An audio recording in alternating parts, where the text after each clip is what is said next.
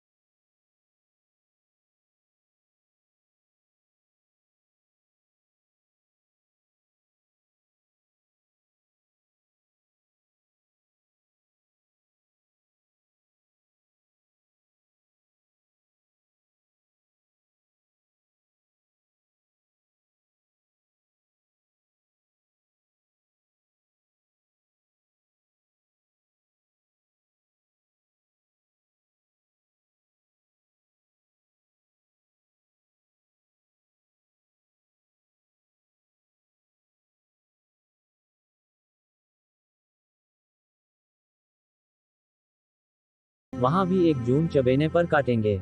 उसे शंका हुई। अगर कभी मजूरी न मिली तो वह क्या करेगा? मगर मजूरी क्यों न मिलेगी? जब वह जी तोड़कर काम करेगा तो 100 आदमी उसे बुलाएंगे। काम सबको प्यारा होता है, चाम नहीं प्यारा होता। यहाँ भी तो सूखा पड़ता है, पाला गिरता है, ऊख में दीमक लगते हैं, जौ में गेरुई लगती है, सरसों में लाही लग जाती है। उसे रात को कोई काम मिल जाएगा तो उसे भी न छोड़ेगा। दिन भर मजूरी की, रात कहीं चौकीदारी कर लेगा। 2 आने भी रात के काम में मिल जाया तो चांदी है। जब वह लौटेगा तो सबके लिए साड़ियां लाएगा।